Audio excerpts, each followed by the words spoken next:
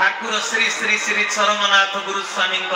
आश्रित बहुत भक्त शिष्य बढ़ी गले जो बढ़ी गले शाखाटी सी प्रतिष्ठा कले शाखार वार्षिक उत्सव पालन कले जो आम ठाकुर जागयज्ञ है ठाकुर विग्रह रखिक पूजा करागला सी सब से जेहेतु सतसंगी सतसंग को भल पाती जी प्रकृत निरपेक्ष भक्त जो सतसंग होते जमी पानी आ क्षीर मिसिक हंसर धर्म है से क्षीर टाक ग्रहण कर पानी टाक छाड़ीदेव तेणु सबू जगह सतसंग पहुंचा दरकार आम केवल से प्रज्ञा को ग्रहण करवा दरकार तेणु सजन वृंद से व्यक्ति से अलेख धर्म दीक्षित थी भाईटी आम ठाकुर सतसंग को निमंत्रण देले से श्रद्धारे आसती बसती किंतु तांको धर्म रे अछि कोठु भोग खाइबनी तिलक लगेइबनी तेणु से तिलक लगांती नाही तांको गुरु को से पूर्ण प्राण रे समर्पण हे भल पांती किंतु ठाकुरंकर नवद्रवादल श्यामल श्यामल मुख चंद्रमा को देखी विग्रह को देखी तांको अंतर भितर एते भल पाइबा आसीगला जे सीए तो ठाकुरंको विग्रह को देखिले खाली तांको आखिर धार धार लुह गड़ी पड़े एते भल पानी किंतु अलेख धर्म रे देखी कहि कृष्य अछि तबे भाई भौणी माने तापरे घटनाटा कोन घटिला दिन पर दिन वर्ष पर वर्ष बीती गला से तांको धर्म रे थांती आम ठाकुरंकर सतसंग को आसंती एई भली दिन बीती गला तांकर दिने जोरे देह खराब एते जोरे देह खराब हैला जे असुस्थ अवस्था तांको देह आउ बिल्कुल भल हैला दिन को दिन तनु क्षीण जैसने पूर्णा बस धीरे धीरे अल्प बयस जरा व्याधि आक्रमण कला सी सत को सत मनोरंजन भाई मृत्यु वरण कले किंतु एबे जाके बंची कथा शुणिले तो आश्चर्य लगे से दिने मृत्यु वरण कले संपूर्ण मृत्यु वरण कले गायनिक स्पेशलिस्ट चित्तरंजन पात्र वर्तमान सामने बसी डॉक्टर देखीदेला हार्ट चलुनी कि नाड़ी आउ चलुनी ही इज नो मोर कही दिया गला ही इज नो मोर से आउ नाहंती घोषणा हे गला परे कोकेई बंधा हैला खंडिया छांचुनी खंडिया कुल्ला फटा हांडी माठिया सब रेडी करा गला खई कौड़ी पाल बोरिया सब तैयारी हैला कारण तांको अंत्येष्टि क्रिया करा जीव नेइकरी मसाणी एई भली कानो चालुची से अनुभव सूत्रटा आज बंची बोली कौन कहले शुणु मरी सारे आत्मा तांकर मंडल पर मंडल भेद कला भूलोक सोलोक महलोक तपलोक ब्रह्मलोक निरंजन मंडल सत्य सनातन धर्म मंडल कैवल्य मंडल अष्टपाठ वंशी मंडल परम ब्रह्म मंडल मंडल पर मंडल अतिक्रम करी अव्यक्त मंडल रे आत्मा जाइकरी पहुंची जेतले अव्यक्त रे आत्मा पहुंचीला सेठी हठात करी किए ताकू मुंडटाकू बसई देला नथ करी से बसी पड़ी सेटा अव्यक्त बोली से जानी नाही शून्य शून्य महाशून्य शून्य मध्य निरामय मध्य ज्योति स ज्योति भगवान तेणु सीए सेटा अव्यक्त मंडल बोली जानी से भी सेते शिक्षा नाही पाठ साठ भी सेते बेसी पढ़ी नाही तेणु मु कोठी पहुंचीला मो आत्मा से सेटा अव्यक्त बोली मध्य जानी पारले नाही आजी सेटा से आम आगे कहउचंती बोली कहिले सेटा अव्यक्त सेते बेले तांकू जेते बेले से बसी पड़िले से देखिले जनक कोड़ रे बसिचंती से तळकू जेते अनेले जनकर चक्का आसन ऊपर ये बसिचंती कोड़ रे मने पका तू मो कोड़कू एरिया तेणु से कोड़े बसिचंती माने ये छोटियाटिए सूक्ष्म शरीर आत्मा बाहरी गला पर अष्टादश लिंग शरीर सूक्ष्म शरीरटा से बसिचंती चका पारिकरी किंतु जंघ बड़ बड़ आंठू बढ़ीची देखुचंती मु जनक कोड़े बसिची जो लंबा चौड़ा आंठू जंघ से देखुचंती बोले मु का कोड़े बसिची एटा का कोड़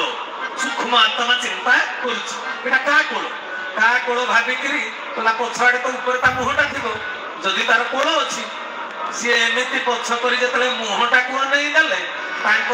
रे जो केशव ठाकुर सत्संग करती केशव ठाकुर मुहटा सी देखिले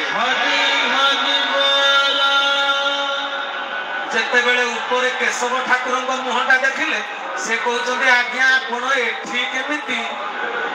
आपण तो सही महंगा केशव ଅବ୍ୟକତରେ ଠାକୁରେ ମୋର ମୁରୁକି ହସି କହୁଛନ୍ତି ହଁ ଆମେ ବା ସେଇ କହିଲେ ଆପଣ ସେଇ ଯେ ଆପଣ ଏଠି କେମିତି ଅଛନ୍ତି କହିଲେ ତମେ ଯୋଉ ଅଲେଖ ନିରଞ୍ଜନ କହୁଛ ଆମେ ସେଇ ଅଲେଖ ନିରଞ୍ଜନ। ଯେତେବେଳେ ଇଏ ଆଶ୍ଚର୍ଯ୍ୟ ହେଲେ କହିଲେ ପ୍ରଭୁ ଆପଣ ସେଇ ଏକ ପରମ ବ୍ରହ୍ମ ଯିଏ ନିରାକାର ସିଏ ସାକାର ମୁଁ ଏକଥା ଜାଣିପାରିଲିନି ବୋଲି ଆପଣଙ୍କ ସତସଙ୍ଗରେ କେବେ ଭୋଗ ଟିକିଏ ବି ଖାଇନି। ଆପଣଙ୍କୁ ଯଦି ମୁଁ ଜାଣିଥାନ୍ତି ଆପଣ ସେଇ ଏକ ସାକାର ନିରାକାର ବୋଲି ମୁଁ ଭୋଗ ଖାଇ ସାରନ୍ତିନି ତିଳକ ଲଗେଇ ସାରନ୍ତିନି ନା। ଆମ ଗୁରୁ ଆମ ଧର୍ମରେ ଅଛି ତିଳକ ଚିତା ଲଗେଇବନି ବୋଲି ମୁଁ ବା କେତେ ଥର ମୋ ପାଖକୁ ଆସିଛନ୍ତି ମୁଁ ଅଗ୍ରାହ୍ୟ କରିଛି। ତେଣୁ ଆପଣ ସେଇ ଅଲେଖ ନିରଞ୍ଜନ ମୁଁ ଜାଣିଥିଲେ କେତେ ସେବା ଚର୍ଚ୍ଚା କରିଥାନ୍ତି ସେ ସତସଙ୍ଗରେ। କହିଲେ ଆଉ ଆମ ସେବା କରିବା ପାଇଁ ତମେ ଏବେ ଇଚ୍ଛା କରୁଛ କହିଲେ ମୁଁ ହଁ ଏବେ ମୁଁ ଇଚ୍ଛା କରୁଛି ଯେ ମୁଁ ଏଠି ତ କୋଉଠି ଆସିକିରି ଗୋଟେ ପହଞ୍ଚି ସାରିଲିଣି। କହିଲେ ତମର ମୃତ୍ୟୁ ହେଇ ସାରିଛି କହିଲେ ମୁଁ ମରି ସାରିଛି କହିଲେ ତମେ ଟିକେ ମର୍ତ୍ୟ ଧାମକୁ ଦୃଷ୍ଟି ପକଉନ ଠାକୁରେ କୃପା କରିବାରୁ ସେ କୋଉଠି ଅବ୍ୟକ୍ତରେ ଏଟା ସବୁ ଗୁଲି ଗପ ଭଳିଆ ଲାଗିବନି ବୈଜ୍ଞାନିକ ମନୋବୃତ୍ତିର ଲୋକମାନଙ୍କୁ। କିନ୍ତୁ ଯିଏ ନିଜେ ଭୁକ୍ତ ଭୋଗୀ ସିଏ ଏବେ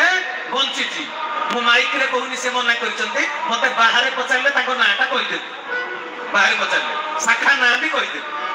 ତେବେ ସଜନ ବୃନ୍ଦ ତେବେ ଭାଇ କହିଲେ ସିଏ ସେଠି ଯେତେବେଳେ ପହଞ୍ଚି ଯାଇଛନ୍ତି କହିଲେ ମୁଁ ମରି ସାରିଛି କହିଲେ ତଳକୁ ଚାହୁଁନା ମର୍ତ୍ତ୍ୟକୁ ଦେଖିଲା ବେଳକୁ ତାଙ୍କ ସ୍ତ୍ରୀ କାନ୍ଦୁଛି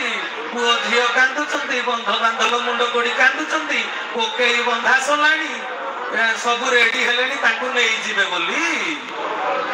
ମୁହଁରେ ଦିଆଗଲାଣି ନିର୍ମାଲ୍ୟ ପାଣି। ଇଏ ସବୁ ଦେଖୁଛନ୍ତି ଉପରେ ଥାଇ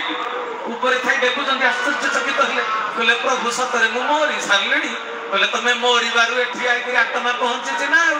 ତମେ ଆଉ ଦେହରେ ନାହ। କହିଲେ ବଡ ଅସୁବିଧା ହେଇଗଲା। କହିଲେ କଣଟା ଅସୁବିଧା ହେଲା କହିଲେ ଆଉ ମୁଁ ଯଦି ଦେହ ଧରି ଏବେ ଥାନ୍ତି ଆପଣଙ୍କୁ ଜାଣିଲି ଆପଣ ସେଇ ସୂକ୍ଷ୍ମ ସେଇ ସ୍ଥୂଳ ଅରୂପ ସ୍ୱରୂପ ନିରାକାର ସାକାର ମୁଁ ଆପଣଙ୍କ ସେବାରେ ଲାଗି ଯାଇଥାନ୍ତି ନା। କହିଲେ ତାହେଲେ ତମେ କଣ କହୁଛ କହିଲେ ସତରେ ପ୍ରଭୁ ମୁଁ ଯଦି ଦେହ ଧରି ବଞ୍ଚନ୍ତି ମୁଁ ଆପଣଙ୍କର ସେବା କରନ୍ତି। ଠାକୁରେ କହିଲେ ତମେ ସେଟା ଚାହୁଁଛ କହିଲେ ହଉ କହିଲେ ତେବେ ଆଉ ଥରେ ଜୀବନ୍ୟାସ ପାଇକିରି ଆମ ସେବା କରିବ କହିଲେ ଶପଥ କରୁଛି ଜୀବନ ଯାକ ଆପଣଙ୍କ ସେବା ଛଡା ଆଉ ଅନ୍ୟ କର୍ମ ବିଲକୁଲ କରିବି। ସାଙ୍ଗେ ସାଙ୍ଗେ ଅବ୍ୟକ୍ତ ମଣ୍ଡଳରୁ ଠାକୁରେ ତା ମୁଣ୍ଡଟାକୁ ଏମିତି ଚାପି ଦେଲେ ଯେ ସିଏ ଦଣ୍ଡେ ମୁହୂର୍ତ୍ତେ ଭିତରେ ଆସିକି ସମସ୍ତେ କାନ୍ଦୁଛନ୍ତି ଶବ ଭିତରେ ଆତ୍ମା ପଶିଗଲା ସେ ଉଠିକିରି ବସି ପଡିଲେ। ଯେତେବେଳେ ଉଠିକିରି ବସି ପଡିଲେ ସମସ୍ତେ କହୁଛନ୍ତି ଭୂତ ଆସିଲା ଭୂତ ଡରିକିରି ପଡୁଛନ୍ତି। କହିଲେ ନାଇଁ ନାଇଁ ମୁଁ ଭୂତ ନୁହେଁ ମୋ କଥା ଶୁଣ କଥା ଶୁଣିଲେ କହିଲେ ଶୁଣ ଅନୁଭୂତି କହିଲେ ମୁଁ ଏମିତି ମୋ ଆତ୍ମା ଉପରକୁ ଯାଇଥିଲା ଏଇ ଜାଗାରେ ମୁଁ ପହଞ୍ଚିଲି ସେଠି ମୁଁ ଦେଖିଲି ଏଇ ଯୋଉ ମାହାଙ୍ଗା କେଶବ ଠାକୁର ହଉଛନ୍ତି ସେଇ ଅବ୍ୟକ୍ତ ମଣ୍ଡଳାଧିପତି ପରମ ପୁରୁଷ। ତେବେ ସଜନ ବୃନ୍ଦ ଆଜି ସେ ଭାଇ ବି ଏ ଯଜ୍ଞକୁ ଆସିଥିବେ। ମୁଁ ଆସିଲି ଅଜି ଭାଇ ହଁ ଆସିଛନ୍ତି ମୁଁ ଦେଖା କରିନି ଏପର୍ଯ୍ୟନ୍ତ ଏଇ ଅଜି ଭାଇ କହିଲାନି ସେ ଆସିଛନ୍ତି ସେ ନିଜେ ଆସିଛନ୍ତି ତାଙ୍କ ଠାରୁ ଏ ଅନୁଭୂତି ମଧ୍ୟ ଶୁଣିବ ସେ ଅନୁଭୂତି କହିଲା ବେଳେ ତାଙ୍କ ଶରୀର କେମିତି ରୋମାଞ୍ଚିତ ହୁଏ ସେ ଭାବାବେଶରେ କଥାଟା କହନ୍ତି।